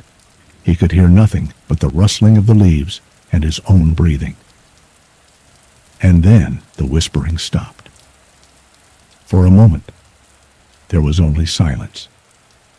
Then from behind him, he heard it. "Ben?" The voice was clear, unmistakable, his own name, called softly from the darkness. Ben's blood ran cold. He spun around, expecting to find someone standing there, but the cemetery was empty. His pulse hammered in his chest as he scanned the shadows. There was no one, no sign of anyone who could have spoken his name. "Ben, it's coming for you." The voice was louder now, more insistent. It seemed to come from all directions, echoing in the trees, vibrating through his bones. Ben's breath quickened, panic beginning to set in. The air was thick with tension, and the temperature had dropped dramatically. Terrified, Ben turned and ran, making his way back to his car. The whispers followed him, their voices growing louder with each step. As he reached the edge of the town, he noticed a figure standing at the far end of the road. The figure was shrouded in darkness, its features hidden by the shadows, but there was no mistaking the shape of its silhouette. Ben's legs froze in place, his instincts screaming at him to run, but he couldn't move. The figure raised one arm pointing at him, and the whispers turned into a guttural, almost inhuman growl. Suddenly, the figure lunged forward, and Ben felt a cold hand close around his arm, pulling him toward the forest. The voice in his ear was no longer just a whisper. It was a scream, a pleading, desperate cry for help. "You shouldn't have come here, Ben." With a surge of adrenaline, Ben broke free from the figure's grasp and stumbled backward, his breath coming in ragged gasps. His heart was pounding in his chest as he turned and ran for the road, never looking back. He could hear the whispers growing louder, but he didn't dare to stop. He reached his car in a panic, slammed the door shut, and floated the accelerator. The tires screeched as he sped down the road, desperate to leave the nightmare behind. But as he glanced in the rearview mirror, he saw the town of Hollow Creek vanishing into the distance, as if it had never been there at all. Ben didn't stop until he reached the nearest town. He pulled into a gas station, shaking uncontrollably, his mind reeling from the horrors he had witnessed. But the terror was far from over. As he stepped out of the car, he heard the same whisper again, this time as clear as day. "Ben, it's not over." He spun around, but there was no one there.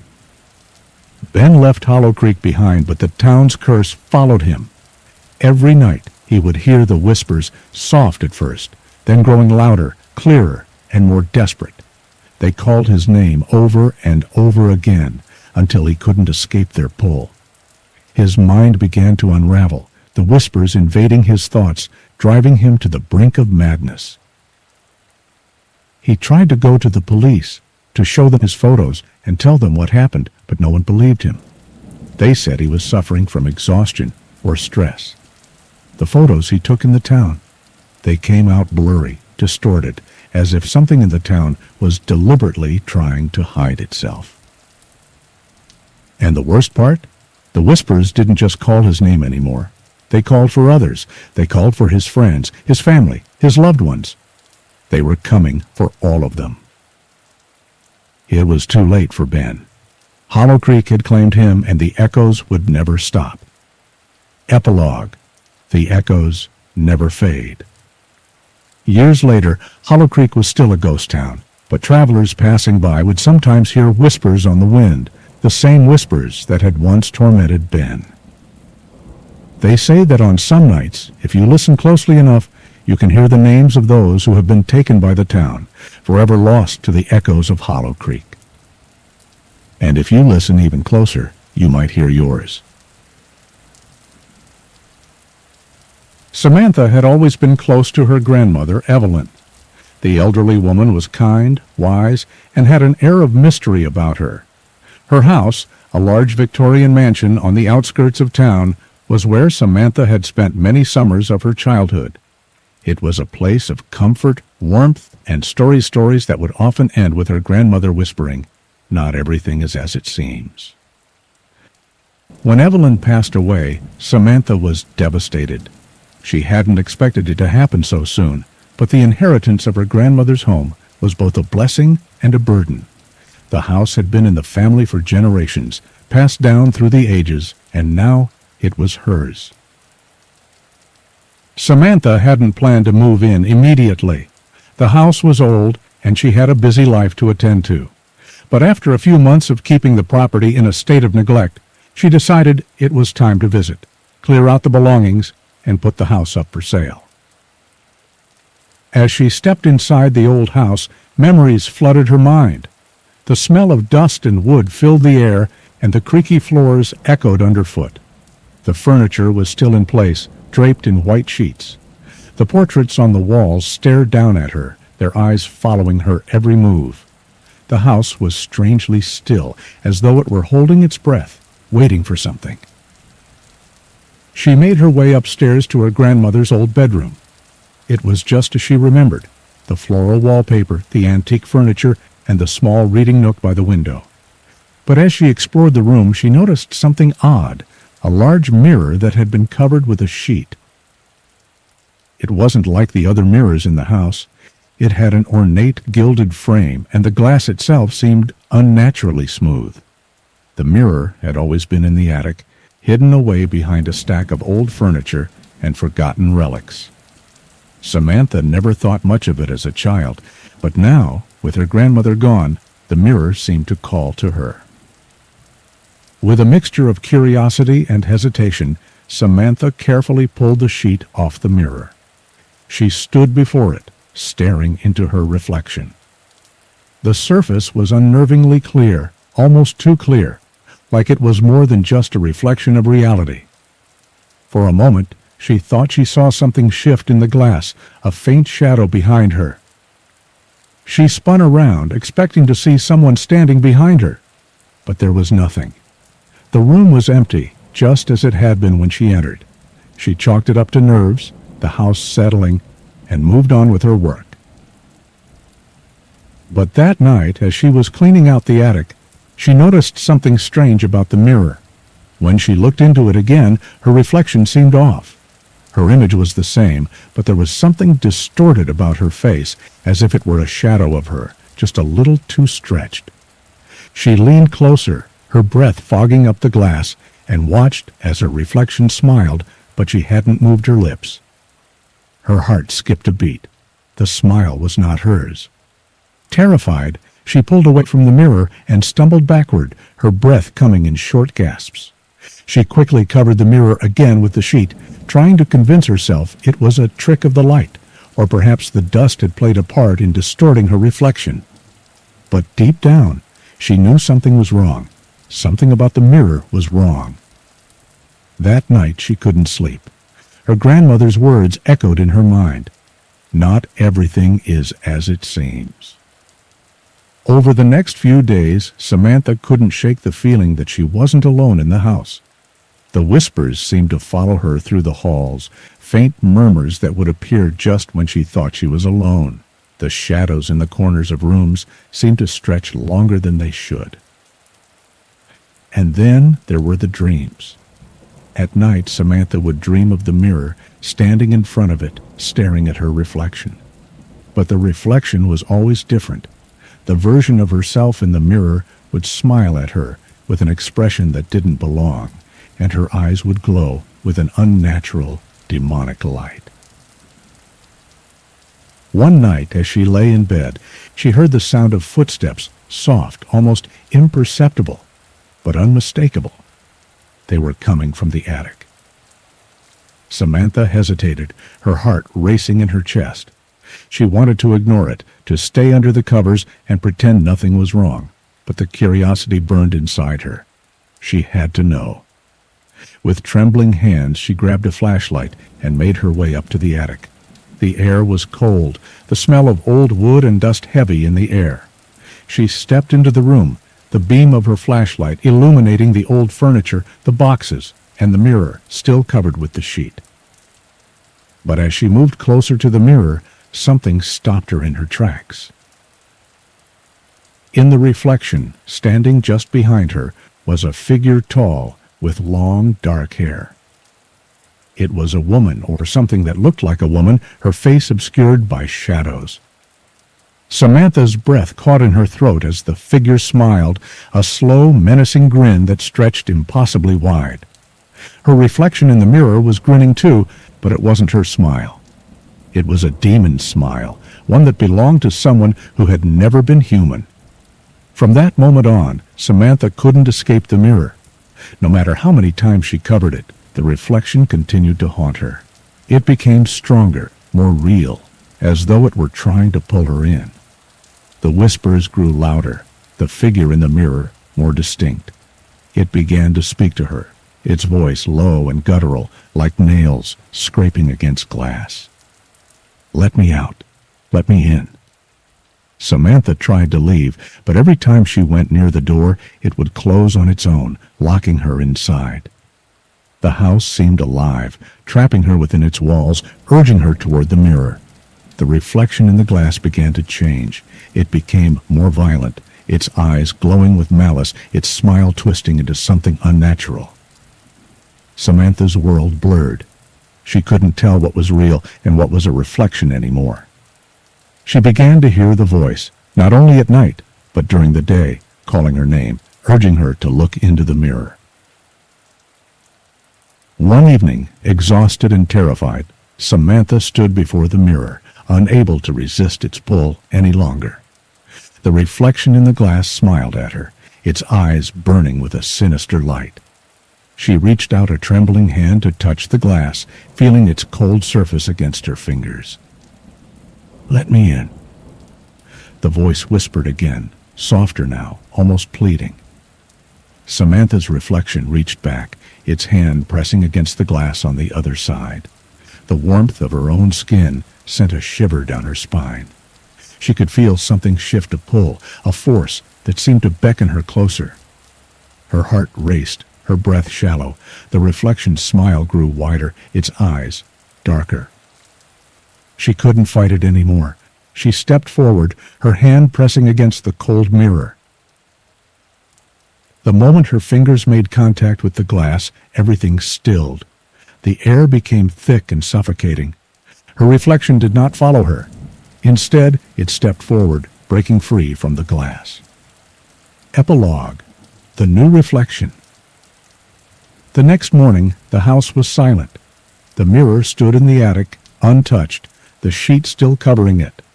But when you looked into it, you didn't see the reflection of the room.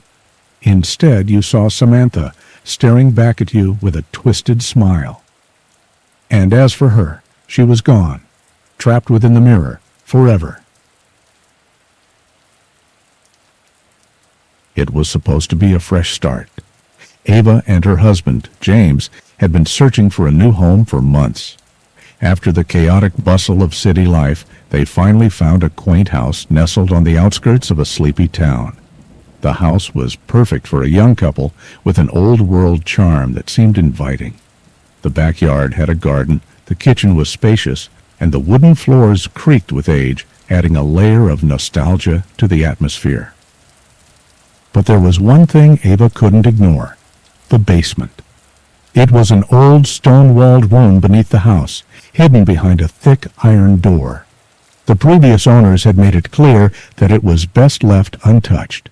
It wasn't a part of the house they used, and they'd always locked it up with a heavy padlock, never going near it. They didn't give any explanations when Ava asked. They just said, "It's best you don't go down there." At first, Ava thought little of it. She was excited to settle in, unpacking boxes, and getting to know her new home. But as the days passed, she couldn't shake the feeling that something was off. There were sounds coming from the basement at night, faint scratches, dragging noises, and whispers that seemed to seep through the walls. James, ever the skeptic, brushed it off. "It's just the house settling, Ava. You're imagining things." But Ava wasn't so sure. A few nights later, after James had fallen asleep, Ava decided she would investigate the basement. The sounds had become more pronounced, as though something was trying to break free from its confines. The air in the house felt colder than usual, and as Ava made her way down the hallway toward the basement door, a wave of unease washed over her. The padlock had been removed.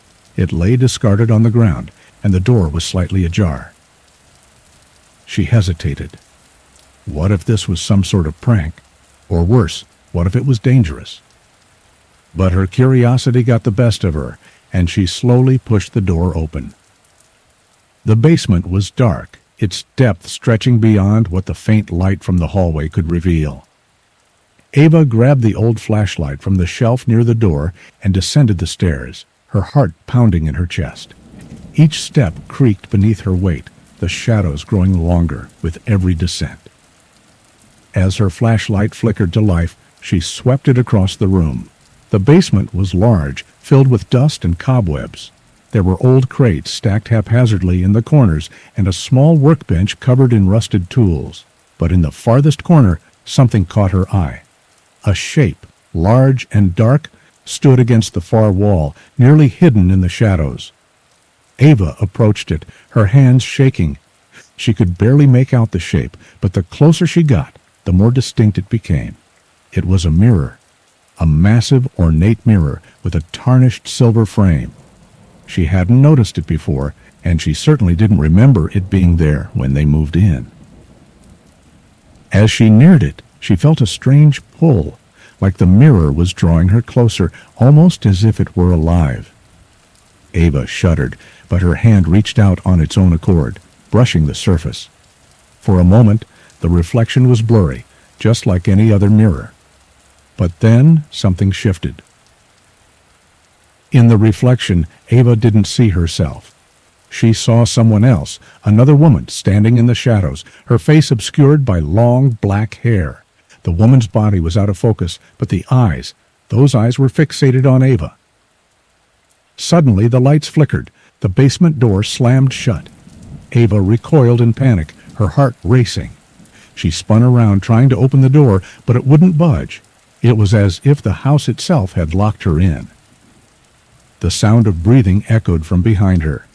Ava froze. She could feel the presence of something in the room, something that was not her. She turned back to the mirror.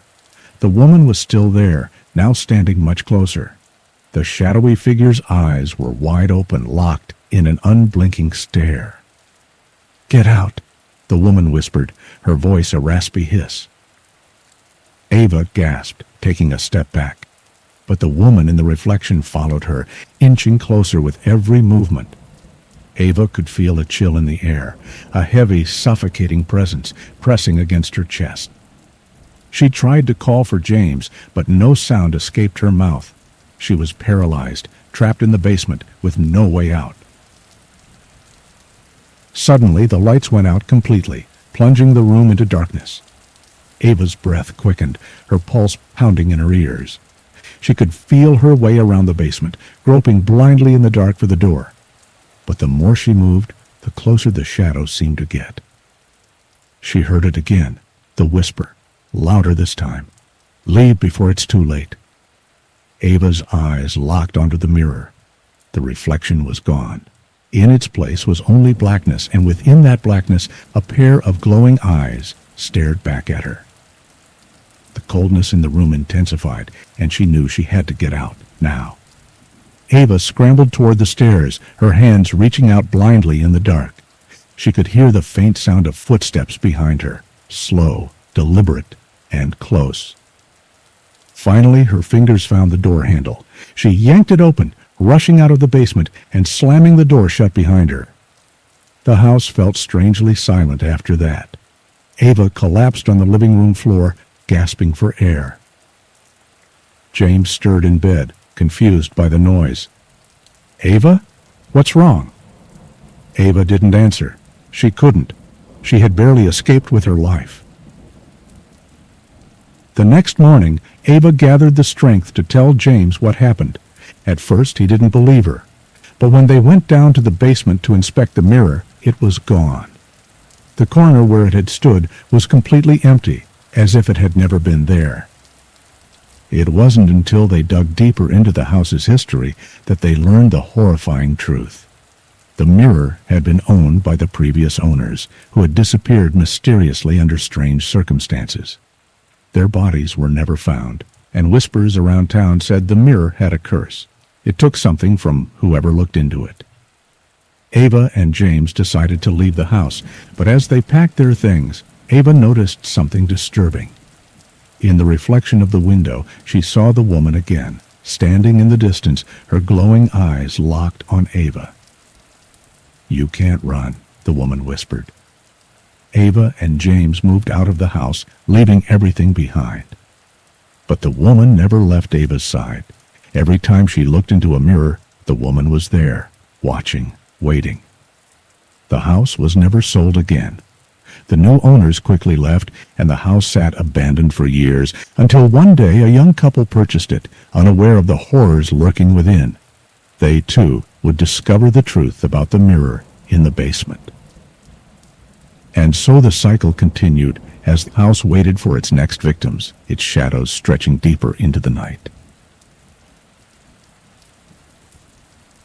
Evelyn Harper drove along the twisting, overgrown road leading to the village of Eldermoor, the dense woods surrounding her like a suffocating blanket. Her headlights cut through the fog that thickened as dusk fell. She wasn't sure why she had chosen this village for her documentary. Perhaps the village's reputation for mysterious disappearances intrigued her. Or maybe she just needed a break from the noise of the city. She reached Eldermoor just as the sky turned an ominous shade of violet, the sun barely peeking over the horizon. The village was small, fewer than 24 houses scattered along a single main street. At first glance, Eldermoor seemed charming, almost picturesque. Old stone cottages, hanging lanterns that flickered in the wind, and an eerie silence that hung in the air. But there was something unsettling about it. The way the houses sat back from the road, the way the street seemed devoid of life, despite the warm glow of candlelight in some windows. Evelyn pulled her car into the inn's gravel driveway and stepped out, her boots crunching against the rocks. The building was an old 3-story structure with creaky floorboards and a wide porch. The sign read, "The Gilded Oak Inn." The sound of the doorbell echoed as she entered, greeted by the sweet scent of lavender and old wood. Mrs. Wren, the innkeeper, was an older woman with a sharp gaze that unsettled Evelyn almost immediately. She wore a black shawl, despite the warmth of the evening, and her eyes seemed to follow Evelyn everywhere. "Welcome to Eldermoor, Miss Harper," Mrs. Wren said, her voice soft yet heavy with something Evelyn couldn't place. "You'll find peace here, I'm sure of it." Evelyn smiled politely, but Mrs. Wren's words sent a chill down her spine. She decided to retire to her room for the night, planning to start her research in the morning. The next morning, Evelyn began her work. She ventured out into the village, notebook in hand, asking the locals about the strange happenings in Eldermore. Most people were quiet, unwilling to speak. Some would tell her vague stories of strange occurrences, but when pressed, their faces would pale, and they'd quickly change the subject. Finally, Evelyn met Jacob Lawrence, an old man who ran a small antique shop near the village square. He had lived in Eldermore for decades, and when she asked him about the whispers she'd heard mentioned in the local legends, he grew pale. "The whispers," he muttered. "They're not what people think they are. They're not the wind. They never were." Jacob told Evelyn that many years ago, the village was cursed. It started with the disappearance of a local girl named Maggie Walker, who had vanished into the forest under mysterious circumstances. Despite a frantic search, she was never found, and her disappearance marked the beginning of the strange happenings in Eldermore. People claimed to hear Maggie's voice in the forest, calling out to them. At first, they thought it was just grief, the desperate mind creating sounds to make sense of loss. But then others began to hear the voices too. One by one, villagers disappeared. The whispers grew louder, clearer, always calling out in the dead of night, guiding people toward the edge of the woods. The elders believed the whispers were the voices of those lost to the forest, trying to lead new souls into the darkness. Jacob warned Evelyn not to venture into the woods after dusk. "The forest, it takes things," he said, his voice trembling, "and it doesn't give them back." Evelyn's curiosity burned brighter than ever. She couldn't leave Eldermore without uncovering the truth, but her instincts told her something was off. Something was wrong with the village, with the people, and with the forest that loomed beyond. That evening, Evelyn could not resist the pull of the forest. She grabbed her flashlight and set out after dusk, when the last traces of sunlight bled from the sky. The trees at the edge of the village were tall and thick, their branches intertwined in a natural archway that seemed to beckon her inside. The deeper Evelyn walked, the colder the air became. The trees towered above her like silent giants, their bark gnarled and twisted.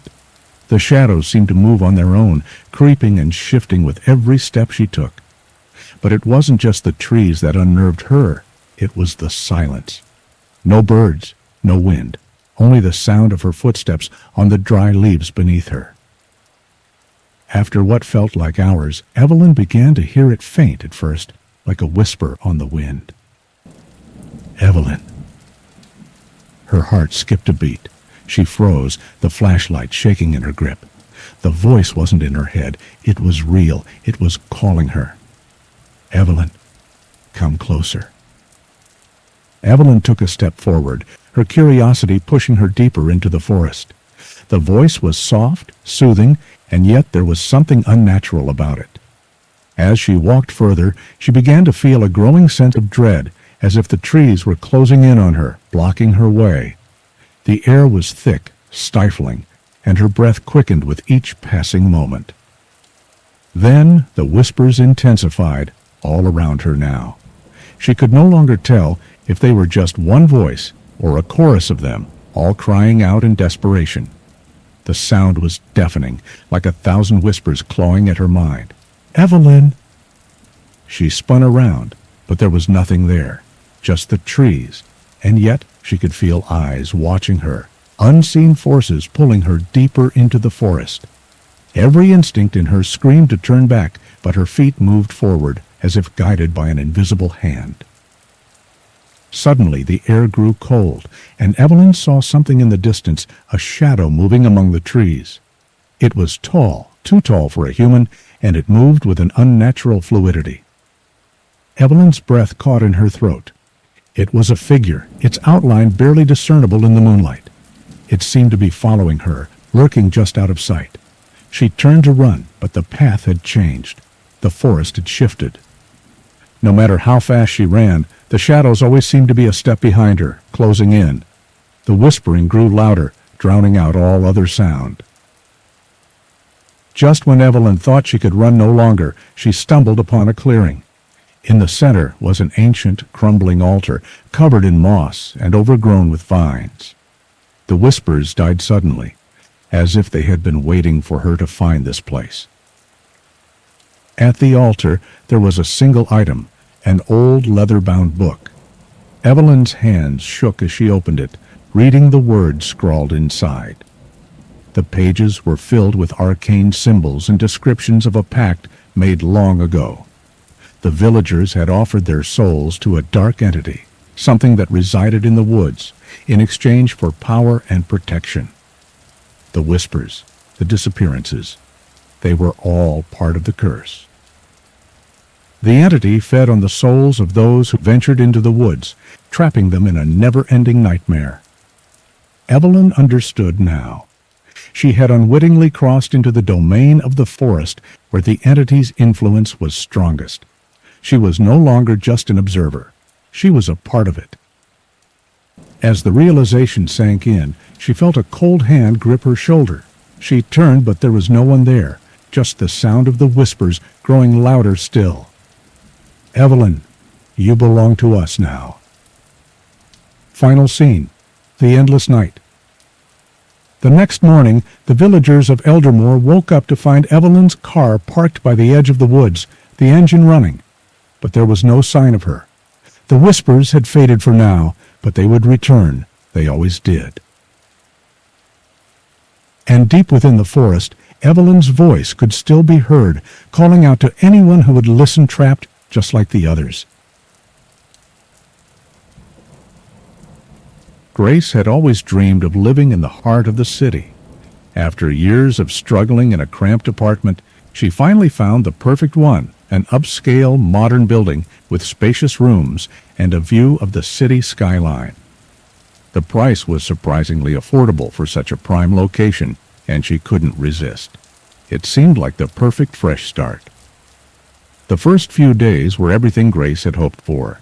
The apartment was everything she had imagined. Sleek countertops, large windows, and the kind of quiet she'd been longing for. But there was something strange about the building. A feeling of isolation lingered in the air despite being in the middle of the bustling city. No matter the time of day or night, the halls were always eerily empty. No sounds of footsteps, no laughter, no doors opening or closing. It was as though the building was haunted by silence. When Grace moved in, she was introduced to her neighbors, at least those who still lived there. Most of the apartments were vacant, and the ones that were occupied had very little interaction with her. The woman next door, Mrs. Blackwood, was an older lady who seemed sweet but distant. She never spoke much, only offering brief hellos when they crossed paths in the hallway. The other tenants were never around. Grace assumed they must be at work during the day, though she never saw any of them coming or going. The first strange thing happened on the fourth night. Grace had just settled into bed, the sound of the city outside her window a distant hum, when she heard a soft thudding noise. It was coming from the apartment next door. At first, she thought nothing of it, just another noise in an old building. But the thud came again and again, then a soft scratching, like something dragging across the floor. It was as if something was scraping against the walls, slowly inching its way toward her. She sat up in bed, frozen. The sound grew louder, closer. Her heart pounded in her chest. Finally, she grabbed her phone and texted Mrs. Blackwood, asking if everything was okay next door. The response was immediate. "It's fine, dear. Just the pipes. Nothing to worry about." But Grace couldn't shake the feeling that something wasn't right. Over the next few nights, the sounds persisted. The thuds, the scraping, sometimes even what sounded like muffled voices. It wasn't the kind of noise one would expect from old pipes or creaky floors.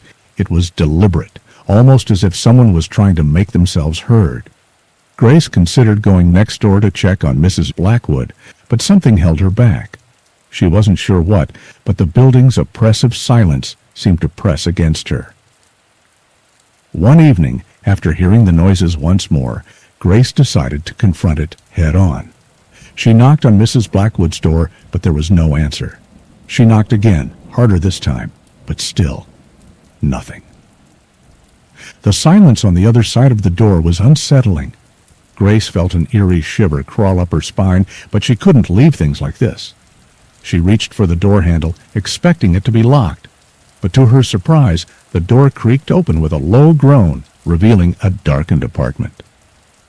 "Mrs. Blackwood?" she called out hesitantly, stepping inside. The apartment was strangely cold, colder than the rest of the building. The air felt stale, as if no one had breathed in it for days. The lights flickered overhead as Grace walked through the entryway. She saw no signs of life, no clutter, no pictures on the walls. Everything was meticulously neat, almost too neat, but it didn't feel lived in. She called out again, but the silence was deafening. As she approached the hallway, she heard something a whisper, barely audible from the farthest room. A part of her wanted to turn around and leave, but her curiosity pushed her forward. The whisper grew louder as she drew closer to the source. It was a woman's voice, but it wasn't Mrs. Blackwood's.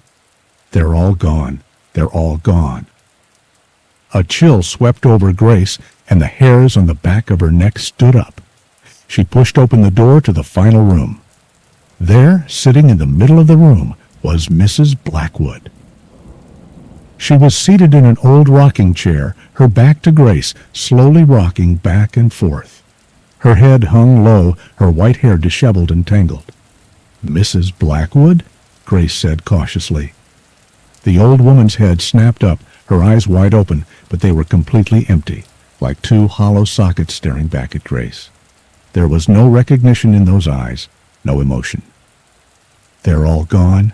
she repeated, her voice now a low growl, her head jerking unnaturally as if it were not her own. "You will be gone too, soon. They come for you, in the night." Grace's heart pounded. She backed away, stumbling over her feet as she tried to escape the room. The old woman's voice echoed in her mind as she rushed out, her mind racing with confusion and fear. That night Grace could hardly sleep. The whispers from Mrs. Blackwood haunted her thoughts. And still the noises persisted. The thuds, the scraping, the soft clicking that seemed to come from every corner of the building. It wasn't just Mrs. Blackwood's apartment anymore. It was as though the sounds were all around her. It felt as though the walls themselves were alive. Around midnight, Grace heard the sounds again, louder, clearer, coming from below her apartment. Someone was scratching at the walls, dragging something heavy across the floor. It was a sound that made her insides twist with dread. She tried to ignore it, but the scratching grew louder, closer. And then, just as suddenly, it stopped. Grace waited, holding her breath, but then she heard something that froze her in place. A voice, clear and cold, coming from right outside her apartment door. "You shouldn't have come. Now you'll never leave." With trembling hands, Grace peeked through the peephole in the door. What she saw nearly stopped her heart. There was no one there. The hallway was empty. But the whispering continued, only now it was coming from everywhere, from the walls, the floor, the ceiling, and in the very air she breathed. The next morning, Grace decided she couldn't take it anymore. She rushed to the building manager's office, demanding answers. What was happening in this building? Why was it so silent, so lifeless? The manager, a gaunt man with a weary expression, sat behind his desk. His eyes flickered nervously as he spoke. "This building, it's been here for a long time. It was once a hospital, an asylum for the mentally ill. There were patients, but not all of them left." He went on to explain that many of the residents' tenants who had moved in over the years had disappeared, vanishing without a trace. The building had been sealed off after the last occupant disappeared under mysterious circumstances. But some say the patients never left. "They say the souls of the patients are still here," the manager said, his voice shaking. "They're trapped in the walls, in the very foundation of this building. And when they find someone new, they take them. They use the silence to lure them in, like prey." Grace didn't need any more explanations. The truth was clear now. The building wasn't just empty. It was alive with the souls of those who had never left. That night, Grace packed her bags, desperate to leave the apartment. But as she reached for the door, she heard it again, the whisper, the voice, cold and hollow, right behind her. "You're already ours." When she turned around, there was no one there. But the apartment felt different, darker, as if the walls were closing in on her, tightening around her. The floor creaked beneath her feet, and suddenly, hands cold and skeletal grabbed at her ankles. The floorboards cracked open, and a shadow with no form reached up, pulling her into the darkness. The last thing Grace saw was Mrs. Blackwood's empty eyes staring back at her from the corner of the room. "Joe,